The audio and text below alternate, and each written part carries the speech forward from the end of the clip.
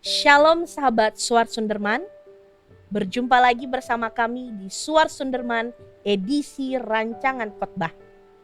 Senang sekali bisa menyapa dan berbagi berkat untuk sahabat Suar Sunderman.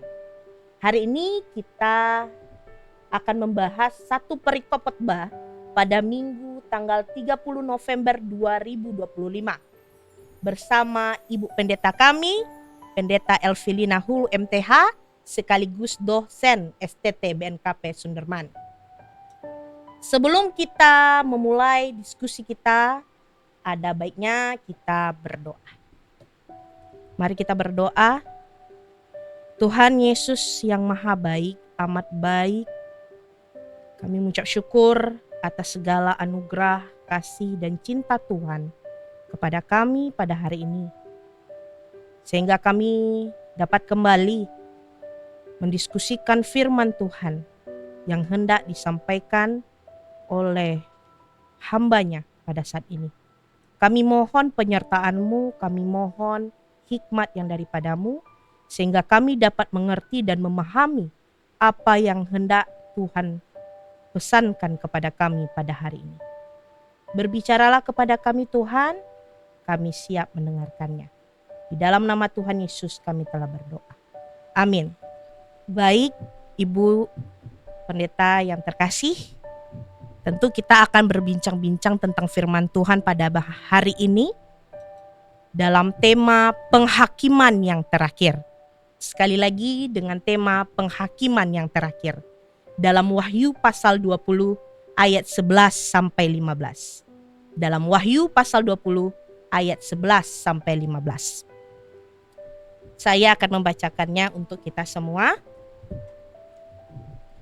Beginilah firman Tuhan, hukuman yang terakhir. Lalu aku melihat suatu takhta putih yang besar dan Dia yang duduk di atasnya. Dari hadapannya lenyaplah bumi dan langit, dan tidak ditemukan lagi tempatnya. Dan aku melihat orang-orang mati, besar dan kecil, berdiri di depan takhta itu. Lalu dibuka semua kitab, dan dibuka juga sebuah kitab lain, yaitu kitab kehidupan. Dan orang-orang mati dihakimi menurut perbuatan mereka, berdasarkan apa yang ada tertulis di dalam kitab-kitab itu.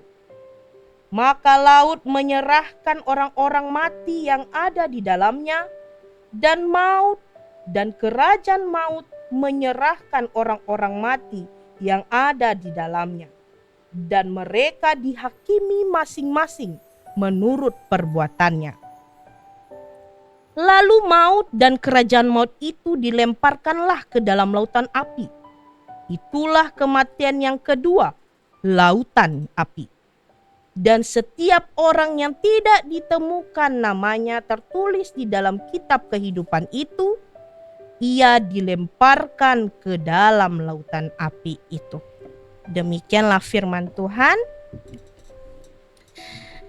Nah, minggu ini kan Bu, minggu peringatan hidup yang kekal. Dengan tema tadi penghakiman yang terakhir. Nah, ada beberapa pertanyaan yang muncul dari Sonya sendiri. Yang pertama, Sonya tahu bahwa kitab ini merupakan salah satu ya Bu, contoh salah satu tulisan apokaliptik. Nah, apa itu apokaliptik, Ibu? Baik, Sonya. Memang pertanyaanmu sangat menarik. Judul dari kitab ini adalah Kitab Wahyu. Kata Wahyu itu merupakan terjemahan dari kata apokalipsis. Apokalipsis diterjemahkan ke dalam bahasa Indonesia Wahyu. Dan itulah yang diberikan nama kitab ini, Kitab Wahyu.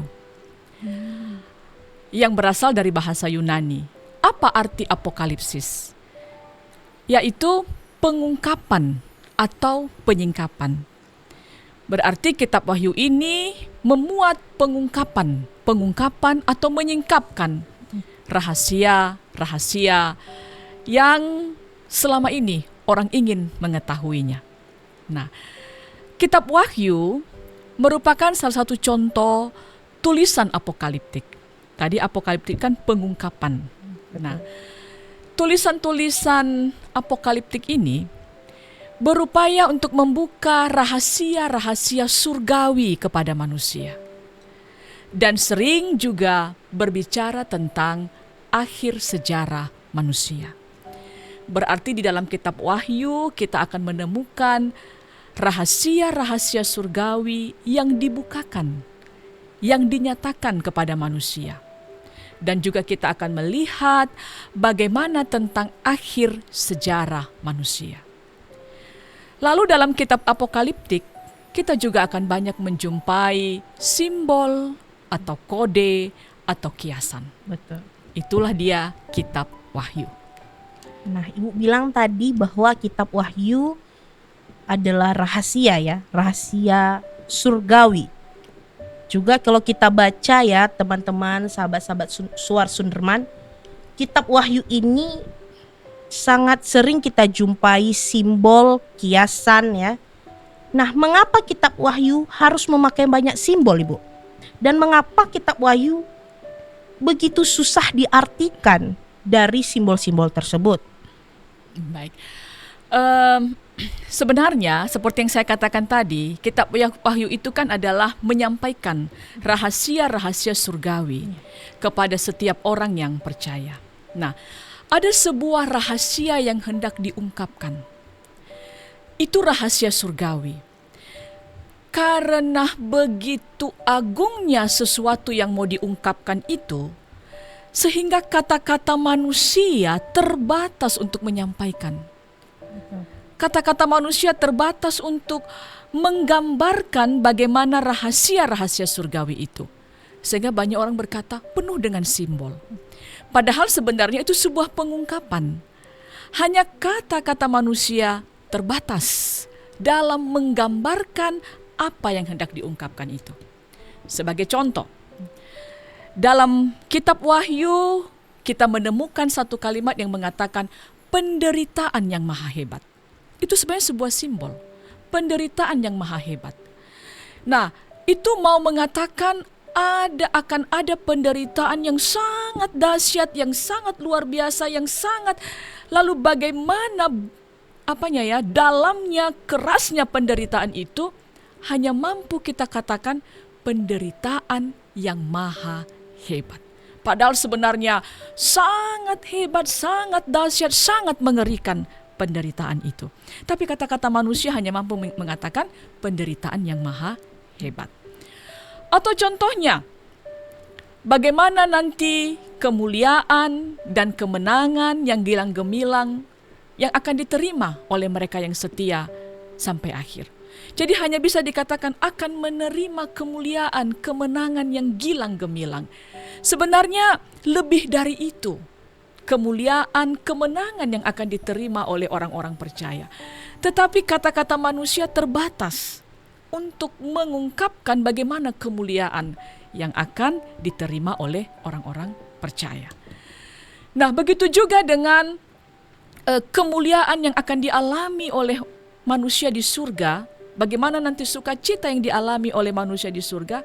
Kata-kata manusia hanya mampu mengungkapkan, seperti dalam kitab Wahyu dikatakan, jalan yang dibuat dari kaca yang berkilauan, tembok dari permata yaspis, sungai yang mengalirkan air susu. Hanya itulah kata-kata manusia yang mampu mengungkapkan rahasia itu. Nah, begitu juga ketika bicara dengan ulat yang tidak akan pernah mati di sana. Itu mau mengatakan betapa mengerikannya neraka itu. Lalu untuk mengungkapkan itu, manusia hanya mampu mengatakan ulat tidak akan pernah mati di sana. Nah, sebenarnya rahasia diungkapkan, tapi kata-kata manusia terbatas untuk bisa menggambarkan rahasia-rahasia itu. Sehingga orang kembali lagi berpikir, apa maksudnya? Apa tujuannya? Nah, di sisi lain, kenapa juga dalam kitab Wahyu ada simbol-simbol? Ketika menyampaikan sesuatu, Yohanes memakai simbol-simbol karena situasi pada saat itu. Kalau mereka menyampaikan dengan terang benderang, itu bisa mengandung risiko yang sangat berat. Nah, sebagai contoh, ada kata pelacur atau sundal Babilonia Betul. atau Babel. Nah, itu sebenarnya simbol yang mau diarahkan kepada pemerintah Romawi pada waktu itu. Bagaimana penguasa-penguasa Romawi dengan kejam menganiaya orang-orang Kristen, memaksa orang-orang untuk menyembah dewa-dewa mereka. Maka untuk menggambarkan mereka itu dipakailah kata-kata yang bermakna simbolis seperti pelacur atau sundal Babilonia. Nah, jadi rahasia-rahasia yang diungkapkan itu, tapi untuk menyatakan rahasia itu ternyata terbatas juga kata-kata manusia. Itu yang bisa saya jelaskan. Wah, berarti simbol-simbol itu mengungkapkan rahasia ya Bu? Ya, Rahasia-rahasia yang tidak bisa diungkapkan oleh manusia. Yang Terbatas, terbatas, terbatas bahasanya ya. Nah, oleh karena itu apa sebenarnya Bu maksud dari kitab Wahyu ini ditulis? Dan juga seringkali kita semua ini melihat bahwa kitab Wahyu ini bukankah menggambarkan akhir zaman? Atau betulkah atau salah itu Bu? Menurut Ibu bagaimana?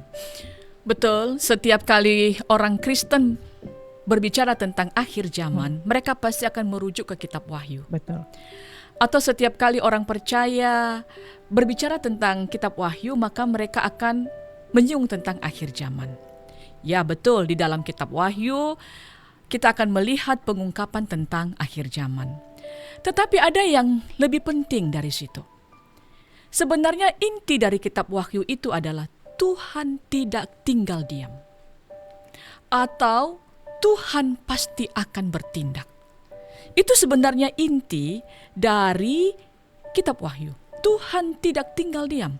Tuhan pasti akan bertindak. Dan kita akan melihat nanti bagaimana Tuhan bertindak di akhir zaman. Nah, itu dia. Jadi selama ini orang hanya bicara tentang akhir zaman, tapi sebenarnya inti dari kitab Wahyu itu adalah Tuhan tidak tinggal diam. Tuhan pasti bertindak. Wah, inti dari kitab Wahyu itu tadi kan Tuhan tidak tinggal diam atau Tuhan pasti bertindak. Yang menjadi pertanyaan soalnya di sini, apa latar belakangnya Bu? Apa latar belakang bahwa Tuhan tidak tinggal diam dan Tuhan pasti bertindak dalam kitab Wahyu ini? Betul. Jadi Sonya mau bertanya, apa latar belakang Betul. ketika kitab Wahyu ini ditulis, sehingga pesan yang kuat adalah Tuhan tidak tinggal diam. Tuhan pasti bertindak. Nah, situasi ketika kitab Wahyu ini ditulis, orang-orang percaya, orang-orang Kristen sedang berada dalam penganiayaan. Saat itu yang menjadi penguasa atau pemimpin di Kekaisaran Romawi adalah Kaisar Domitianus. Nah, Kaisar Domitianus mau menguji kesetiaan seluruh warga Romawi, atau dia mau menguji kesetiaan seluruh masyarakat yang ada di Kekaisaran Romawi. Caranya menguji begini, dia memberi perintah yang mewajibkan seluruh penduduk Kekaisaran Romawi, apapun agamanya, untuk pergi ke kuil yang telah ditentukan untuk memberi pemujaan, untuk memuja patung kaisar. Nah, mereka akan pergi ke kuil yang sudah ditentukan, lalu mereka akan berdiri di hadapan patung kaisar, menyembah, memberi hormat. Lalu setelah itu mereka mengambil dupa dan membakarnya di hadapan patung kaisar sambil berkata, kaisar itu Tuhan. Nah, setiap orang yang melakukan itu tanda bahwa dia setia kepada kaisar, setia kepada kekaisaran Romawi. Semua orang diwajibkan tanpa terkecuali. Nah, saat itu orang-orang Kristen yang ada di Kekaisaran Romawi bergumul dengan situasi ini. Karena orang-orang Kristen hanya mengaku bahwa Yesus itu adalah Tuhan. Mereka tidak mungkin Mereka tidak bersedia, mereka tidak mau pergi ke kuil untuk menyembah patung kaisar. Dan ketika mereka tidak pergi ke kuil untuk menyembah patung kaisar, maka apa yang terjadi? Mereka dianggap tidak setia. Tidak setia kepada negara, tidak setia kepada kaisar, dan apa hukuman kepada orang yang tidak setia? Dianiaya, ditangkap, dipenjara, harta kekayaannya dirampas, bahkan bisa berakhir dengan kematian. Itulah pergumulan orang-orang Kristen pada saat itu. Mereka dianiaya, mereka disiksa, mereka dipaksa untuk menyembah kaisar. Padahal mereka hanya percaya kepada Yesus Kristus. Hanya Yesuslah Tuhan, hanya Allah lah yang patut disembah. Jadi Sonia bisa membayangkan bagaimana pergumulan orang-orang Kristen saat itu ketika kitab Wahyu ini ditulis. Wah, ngeri juga ya Bu, waktu masa itu. Ya. Jadi ada ketegangan, ketakutan ya bagi orang-orang Kristen yang mengalami penderitaan itu. Nah, kalau begitu Bu, kalau mereka tidak taat Bu oleh kaisar, Kepada kaisar. Ya, kepada kaisar ya. Apakah jemaat itu terus mengalami ketakutan? Atau bagaimana Bu? Apakah mereka juga punah pada masa itu, orang-orang Kristen itu bersembunyi-kah atau malah mengikuti apa keinginan kaisar itu atau bagaimana? Nah, situasi inilah yang membuat jemaat-jemaat Kristen bertanya-tanya. Di satu sisi mereka harus tetap mempertahankan imannya, kesetiaannya kepada Allah, tapi di sisi lain mereka juga diwajibkan untuk memberi persembahan di hadapan patung kaisar.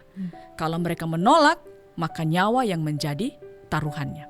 Nah, maka saat itu orang-orang Kristen bertanya-tanya, apakah jemaat ini akan punah kalau setiap orang Kristen ditangkap, dibunuh karena mereka tidak mau mengikuti peraturan, tidak mengikuti perintah kaisar? Lalu mereka juga bertanya, bagaimana kuasa Allah? Bagaimana kuasa Allah sebagai pemilik dunia ini? Bagaimana Allah membela kehidupan mereka di tengah-tengah situasi ini? Nah, itulah yang mendorong Yohanes penulis kitab Wahyu ini untuk menjawab pertanyaan-pertanyaan tersebut. Tentu ketika dia menjawab pertanyaan-pertanyaan itu, dia mendapat wahyu dari Tuhan. Dan dia menulis jawaban-jawaban atas pertanyaan itu, dan dia alamatkan kepada 7 jemaat yang ada di Asia Kecil. Nah, apa yang mau disampaikan dalam kitab Wahyu ini? Melalui kitab Wahyu ini, Yohanes menyampaikan pesan Allah bahwa dunia ini memang penuh dengan kejahatan. Dunia ini penuh dengan kejahatan. Jadi orang Kristen harus tetap mempersiapkan diri berhadapan dengan situasi yang buruk. Jemaat Kristen mungkin harus menderita dan mati. Itu pesan yang disampaikan dalam kitab Wahyu. Lalu yang kedua, ketika tadi mereka bertanya, di manakah kuasa Allah? Yohanes dalam kitab Wahyu itu menegaskan bahwa Yesus adalah Tuhan. Yesus akan menaklukkan seluruh umat manusia dan semua kekuatan, termasuk kekaisaran Romawi yang melawan Allah. Allah akan bertindak. Lalu yang ketiga yang mau dia sampaikan, Allah akan menganugerahkan upah yang melimpah kepada orang yang setia kepadanya. Allah akan memberikan upah terutama kepada orang-orang yang telah kehilangan nyawa demi Dia. Artinya Allah akan memperhitungkan semua itu kepada orang-orang yang setia. Makanya dikatakan kan, siapa yang setia sampai akhir, engkau akan mendapatkan mahkota kehidupan. Itu upahnya ya. Engkau akan mendapatkan mahkota kehidupan. Maka dia akan dihormati, dia akan mendapatkan mahkota kehidupan. Nah, jadi 3 hal inilah yang menjadi jawaban atas pertanyaan orang Kristen. Apakah nanti orang-orang Kristen akan punah karena ditangkap? Lalu dia mengatakan tidak akan punah. Memang dunia ini penuh dengan kejahatan dan kita memang harus setiap saat menderita. Harus siap menghadapi penderitaan. Lalu di manakah kuasa Allah? Dia mengatakan Allah akan bertindak. Yesus itu adalah Tuhan. Ada masanya nanti dia akan menyatakan kuasanya. Dan pesannya yang ketiga, Allah akan memberikan mahkota kehidupan kepada setiap orang yang setia. Itulah tiga pesan utama dalam kitab Wahyu ini yang menjadi penghiburan bagi orang-orang Kristen yang sedang dalam pergumulan, yang sedang dalam ketakutan saat itu. Wah, begitu ya, Bu. Berarti benar bahwa kitab Wahyu ini memperlihatkan bahwa Tuhan tidak tinggal diam. Dia pasti bertindak bagi orang-orang yang percaya dan setia kepadanya. Nah, kalau begitu Bu, bagaimana dengan Wahyu pasal 20 ayat 11 sampai 15 ini tentang hukuman terakhir? Bagaimana caranya untuk kita ulik sebagai khotbah minggu ini? Bagaimana kita mengkaitkannya dengan latar belakang tadi? Baik. Pasal 20 ini secara khusus berbicara tentang hukuman yang terakhir. Hukuman yang terakhir. Nah, jadi pertama dia mau menegaskan bahwa akan tiba saatnya penghakiman yang terakhir. Lalu semua orang akan menghadapi takhta penghakiman itu. Baik orang-orang yang masih hidup saat itu atau orang-orang yang sudah mati. Yang sudah mati semua akan dibangkitkan untuk menghadap takhta penghakiman. Nah, dalam pasal 20 ayat 11 di situ dikatakan bahwa akan ada suatu takhta putih yang besar dan dia yang duduk di atasnya. Dari hadapannya lah lenyap bumi dan langit dan tidak ditemukan lagi tempatnya. Nah, di sana sudah diperlihatkan bahwa takhta putih yang besar itu melambangkan kemuliaan dan kekudusan Allah. Berarti Allah akan melakukan penghakiman di dalam kekudusan dan kemuliaannya. Itu yang mau dijelaskan. Jadi bukan seperti penghakiman yang dilakukan di ruang pengadilan di dunia ini.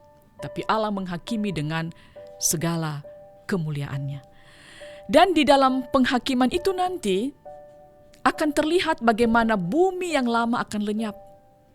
Bumi yang sudah rusak oleh dosa akan lenyap. Dan akan diganti dengan dunia yang baru. Di dalam penghakiman itu. Jadi Allah akan menghancurkan dunia yang sudah rusak oleh dosa dan diganti dengan bumi yang baru. Dan kenapa harus bumi yang baru? Karena di sana nanti Tuhan akan menempatkan orang-orang yang telah diselamatkan, orang-orang yang telah menerima mahkota kehidupan yang setia tadi. Nah, itu ayat 11. Oke.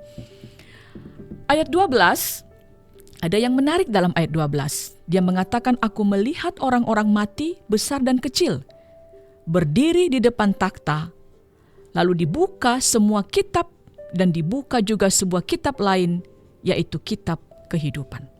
Nah, ada yang menarik di sini kita lihat. Semua orang mati besar dan kecil berdiri di hadapan takhta pengadilan Allah. Berarti semua manusia ciptaan Allah tanpa terkecuali tidak bisa menghindari penghakiman itu. Bahkan orang mati akan dibangkitkan. Orang yang sudah ratusan tahun, jutaan tahun meninggal dunia akan dibangkitkan untuk menghadap takhta pengadilan itu. Takhta penghakiman itu. Lalu dikatakan di situ ada kitab yang dibuka. Ada dua jenis kitab.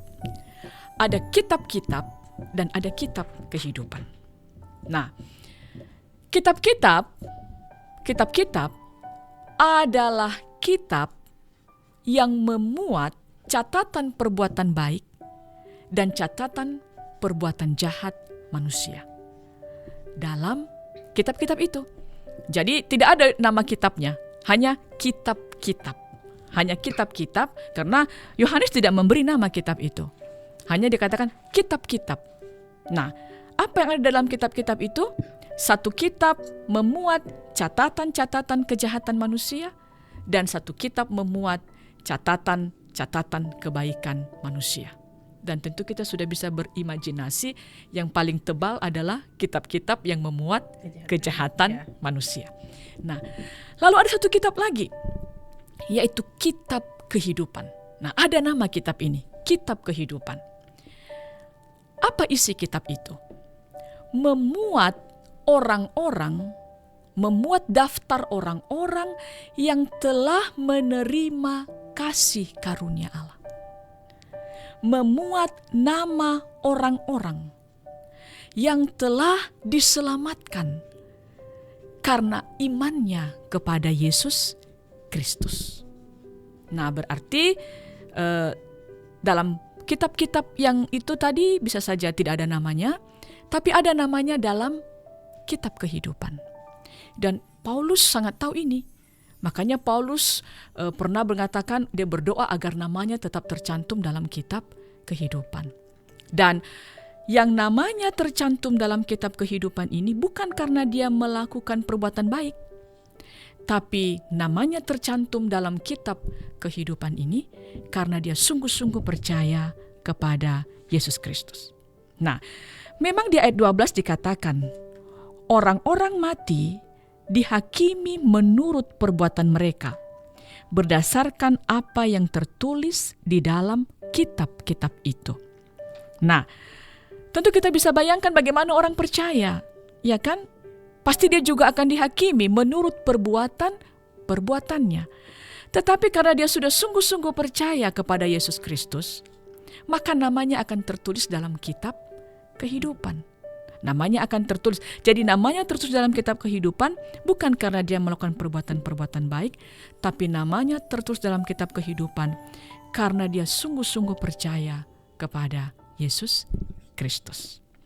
Itu yang dikatakan dalam ayat 12. Nah, lalu dalam ayat 13, 14, 15, di sana kembali ditegaskan bahwa setiap orang, bagaimanapun kematiannya, apakah dia mati di darat atau dia mati di laut, semuanya akan bangkit pada hari penghakiman. Nah, tentu Sonia ingin tahu, kenapa hanya fokus laut? Ya kan, laut menyerahkan orang-orang mati yang ada di dalamnya. Nah, maut dan kerajaan maut menyerahkan orang-orang mati yang ada di dalamnya. Mereka dihakimi masing-masing menurut perbuatannya. Nah, di sini kita bisa melihat bahwa dalam dunia kuno, penguburan itu sesuatu hal yang penting dalam dunia kuno. Jadi ingat, Yohanes juga berbicara berdasarkan apa pada waktu itu ya, cara berpikir orang pada waktu itu. Nah, dalam dunia kuno, setiap orang yang mati itu harus dikubur. Itulah dulu kepercayaan orang-orang pada masa itu. Jika seseorang tidak dikubur, tidak mendapatkan penguburan, maka rohnya akan bergentayangan. Rohnya akan bergentayangan karena tidak memiliki tempat tinggal. Itu kepercayaan orang pada waktu itu. Dengan demikian, orang yang mati di laut tidak dikubur, maka rohnya akan bergentayangan.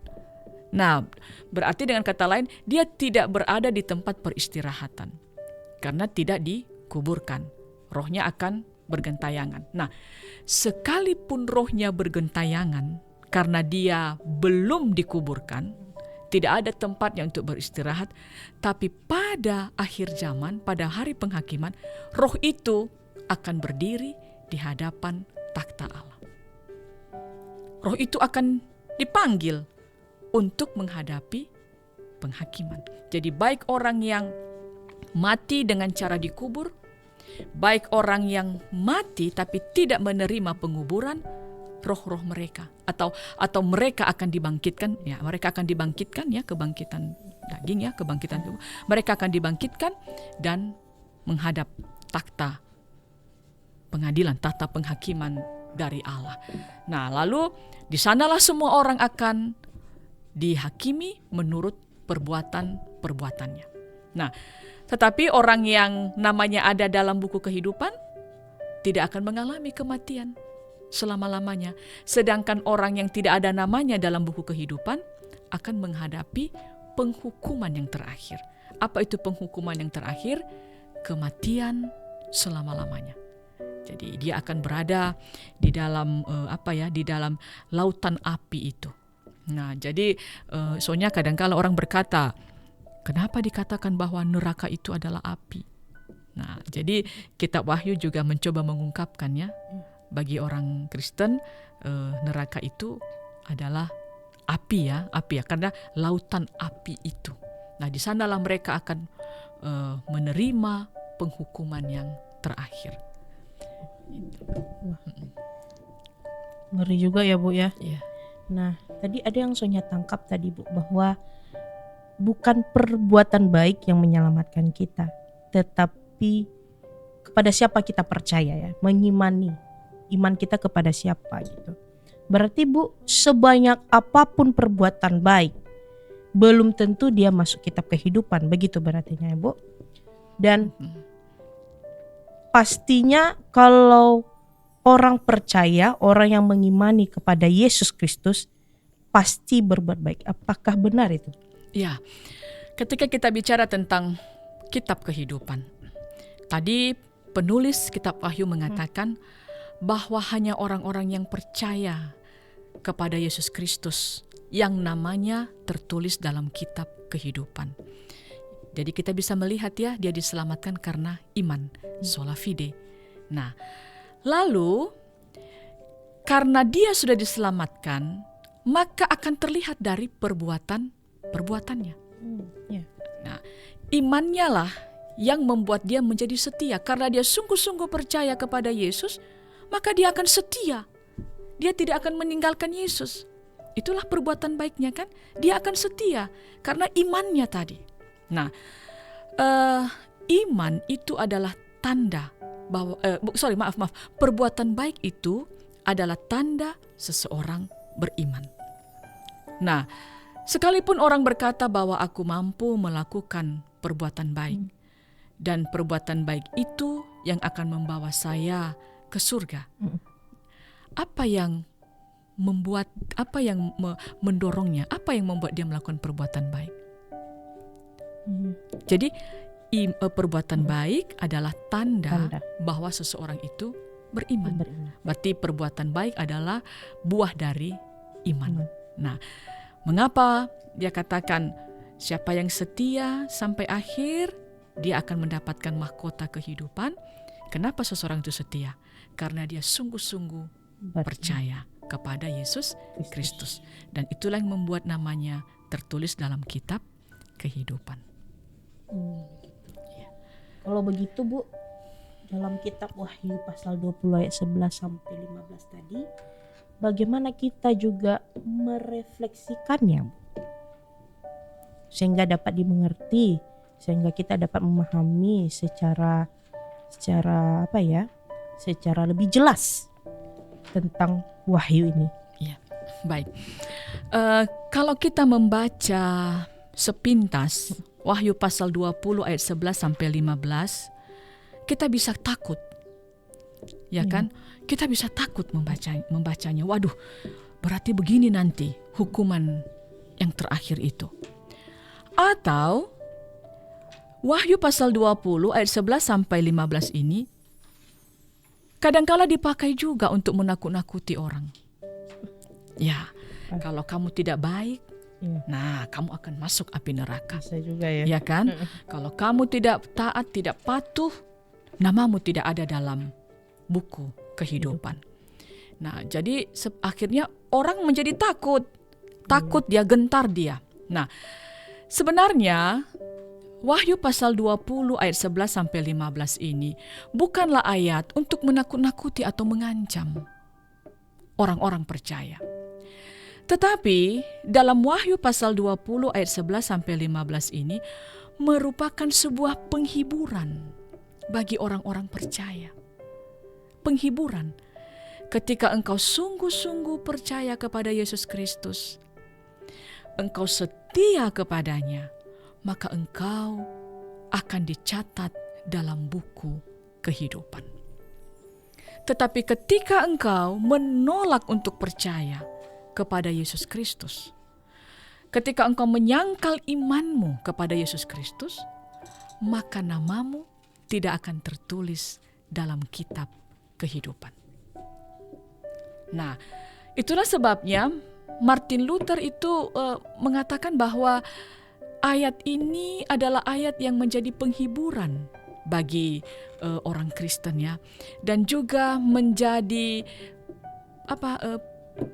pembebasan dari rasa takut. Jadi kalau kita sungguh-sungguh beriman, maka nama kita akan tercatat dalam buku kehidupan. Kalau kita sungguh-sungguh percaya kepada Yesus Kristus. Nah, lalu mengenai hukuman yang terakhir.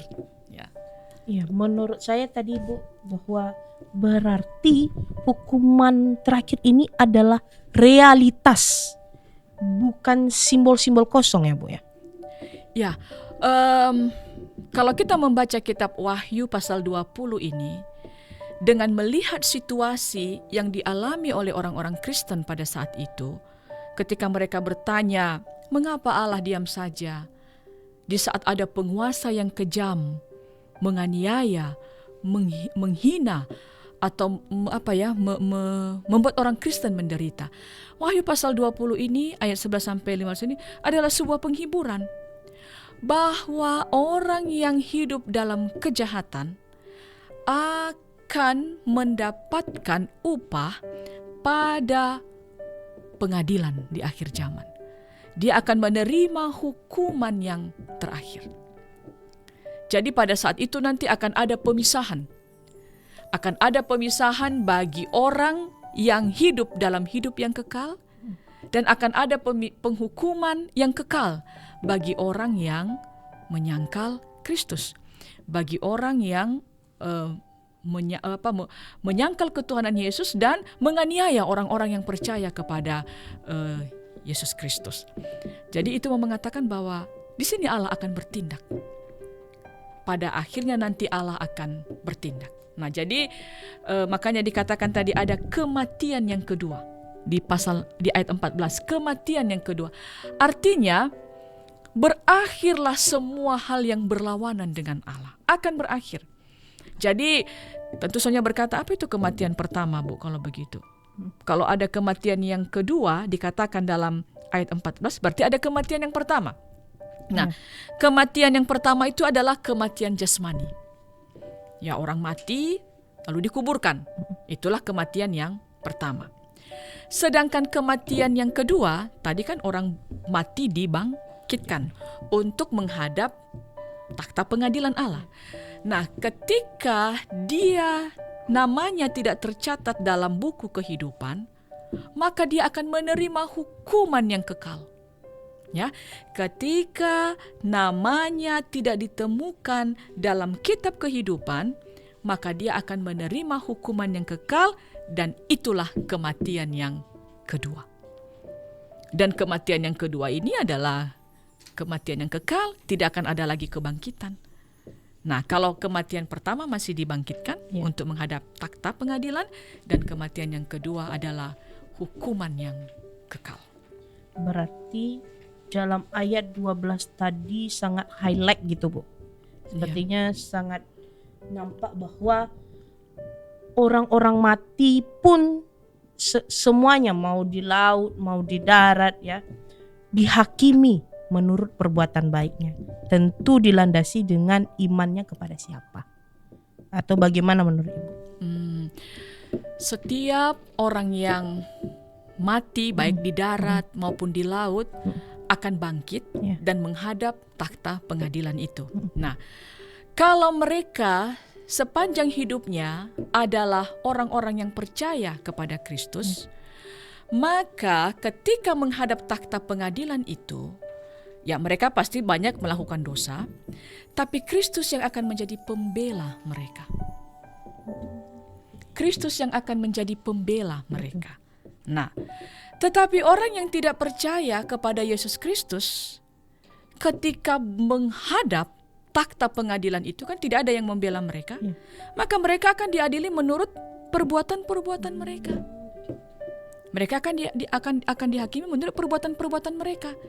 Nah, sedangkan kita, ya kan kita ini kan manusia yang berdosa. Pasti walaupun kita sudah percaya kepada Yesus, pasti kita juga jatuh dalam dosa. Lalu kita mohon ampun kepada Tuhan. Dan ketika menghadap takhta pengadilan itu, ya Yesus akan hadir membela kita. Kenapa? Karena nama kita sudah tercatat dalam kitab kehidupan. Kristus yang akan menjadi pembela kita. Itulah itulah sukacita kita sebagai orang percaya. Nah, oleh karena itu dalam Wahyu pasal 20 ayat 11 sampai 15, sebenarnya fokusnya bukan pada penghukuman. Fokusnya bukan pada hukuman, walaupun tertulis ya judulnya hukuman yang terakhir. Ya, kalau kita baca ya judul dari perikop ini 11 sampai 15 ini kan ada judulnya hukuman yang terakhir. Tapi sebenarnya bukan itu fokusnya. Tetapi Wahyu pasal 20 ayat 11 sampai 12 ini sebenarnya kita sampaikan untuk membuat warga jemaat memahami bahwa kekuasaan maut itu akan berakhir. Akan dihancurkan. Kejahatan itu akan dihancurkan. Jadi pada masa penghakiman itu nanti tidak ada lagi kuasa maut. Dilenyapkan. Kejahatan itu akan diruntuhkan. Dan setelah itu akan ada awal langit dan bumi yang baru. Nah, jadi ketika kita mengkhotbahkan ini kepada warga jemaat, jangan kita takut-takuti. Tapi ini sebagai sebuah peringatan, ingat akan ada penghakiman di akhir zaman. Nah, oleh karena itu tetap setia kepada Kristus dan kita bersukacita dengan adanya penghakiman di akhir zaman ini, berarti berakhirlah kuasa maut. Runtuhlah kejahatan itu. Dibersihkanlah semua ciptaan dan ini adalah awal langit dan bumi yang baru. Jadi fokusnya bukan untuk menakut-nakuti, bukan mengatakan sudahlah semua akan berakhir dengan penghukuman, tetapi fokusnya adalah setelah semua kejahatan dihancurkan, maut dihancurkan, maka kita akan memulai kehidupan yang baru bersama dengan Kristus. Ada 3 pertanyaan terakhir nih Bu dari Sonya.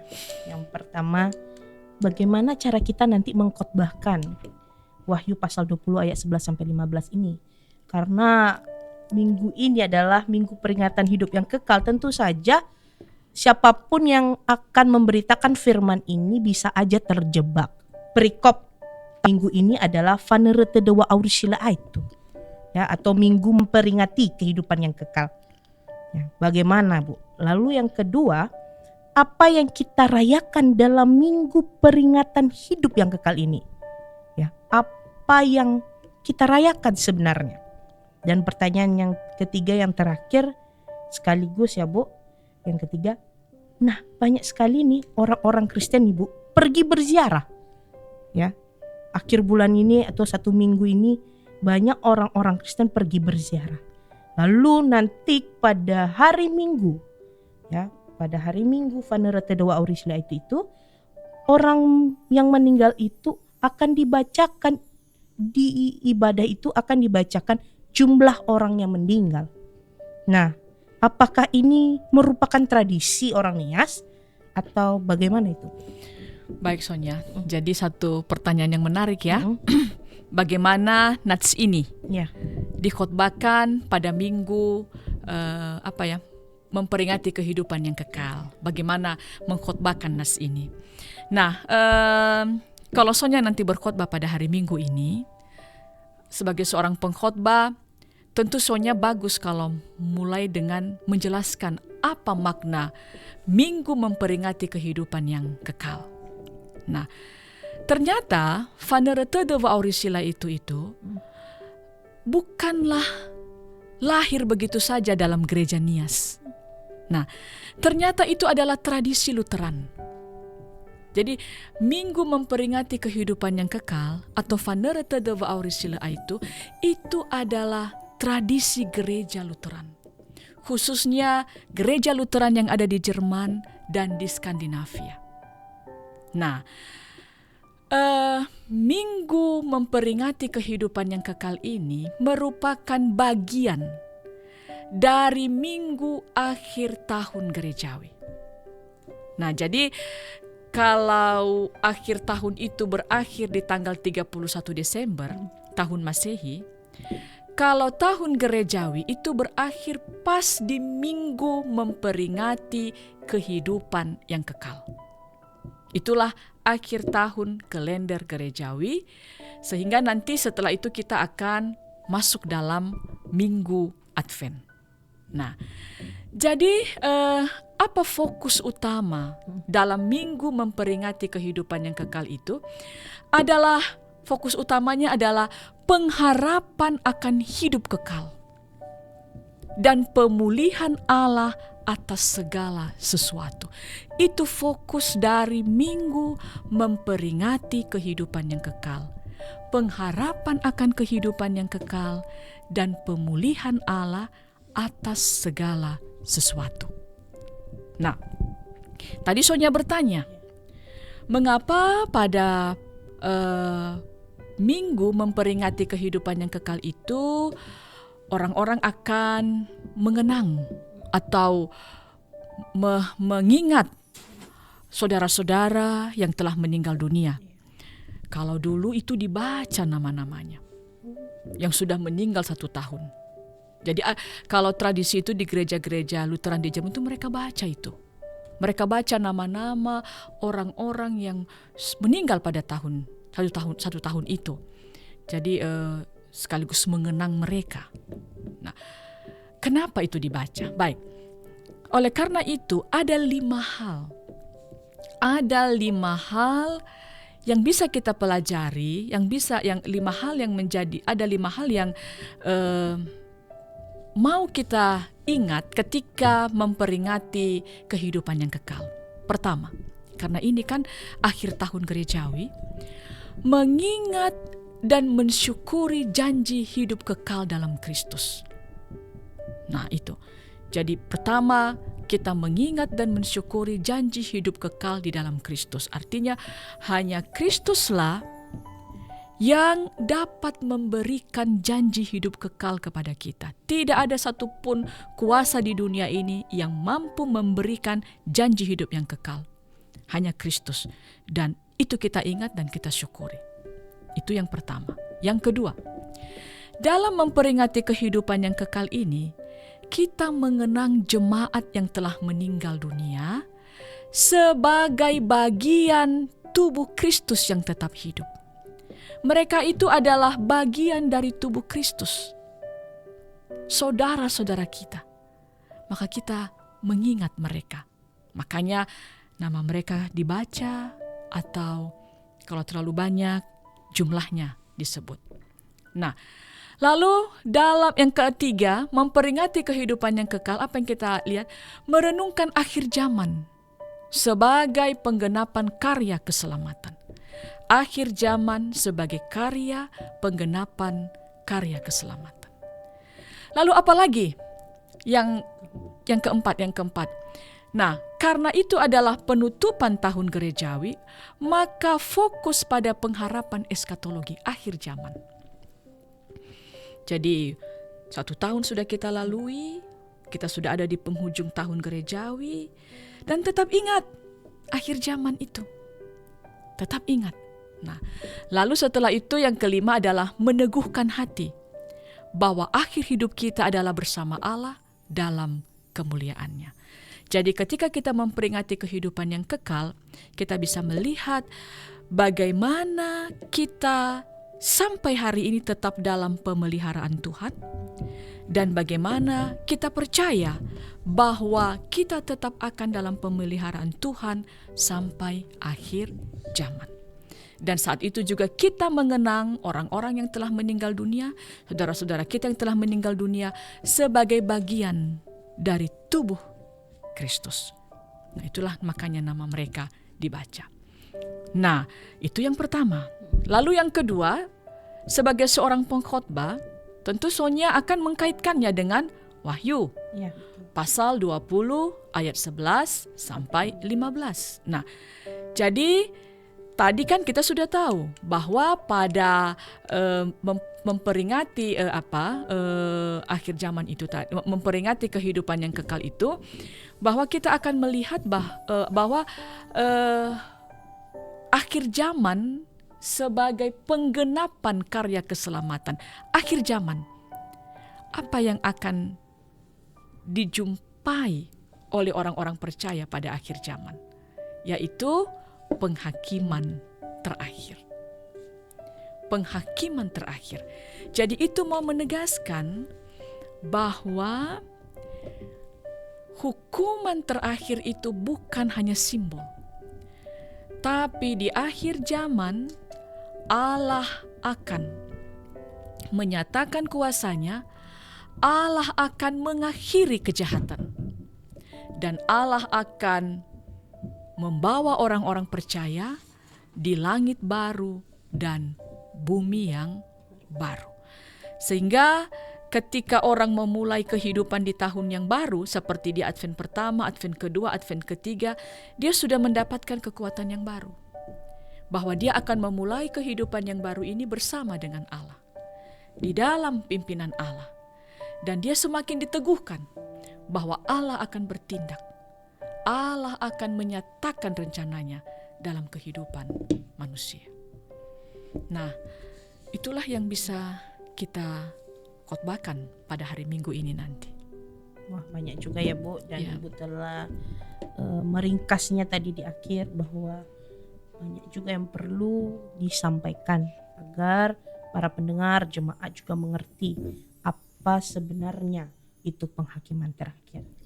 Nah, berarti bagi saudara-saudari, saudarabat kami Suar Sunderman, menurut Sonia sendiri, dalam sudah Sonia rangkumkan dari percakapan kita, pembahasan kita hari ini, ada 3 hal yang menjadi catatan atau rangkuman Sonia jika Sonia nanti menyampaikan khotbah ini, menyampaikan firman Tuhan ini kepada para pendengar, jemaat Tuhan. Yang pertama tentu menjelaskan makna minggu, ya, makna minggu peringatan hidup yang kekal itu. Apa maknanya harus disampaikan. Yang kedua menjelaskan nats khotbah Wahyu ini, ya, dari pasal 20 ayat 11 sampai 15 tentang penghakiman terakhir, bahwa setiap orang tanpa terkecuali akan ada pada saat hari penghakiman itu sendiri. Nah, yang ketiga juga bahwa penulis kitab Wahyu ini, yaitu Yohanes, menegaskan juga kepada kita bahwa keselamatan itu hanya oleh iman kepada Kristus, dan berbuah pada diri kita itu dapat dilihat dari perbuatan-perbuatan baik kita. Bukan malah perbuatan baik kita itu yang menyelamatkan kita, tapi karena kita percaya kepada Yesus, makanya kita berbuat baik, kita setia kepada Dia sampai akhir zaman. Nah, ada juga beberapa hal yang Sonia lihat bahwa penghiburan juga bagi orang percaya, ya. Jadi rasa takut itu memang ada, tetapi bukan tanpa pengharapan. Malah kita semakin kuat berharap pada Kristus itu sendiri. Percaya bahwa maut akan dikalahkan. Maut akan dikalahkan. Kejahatan akan berakhir dan orang percaya akan hidup bersama Allah di dunia yang baru.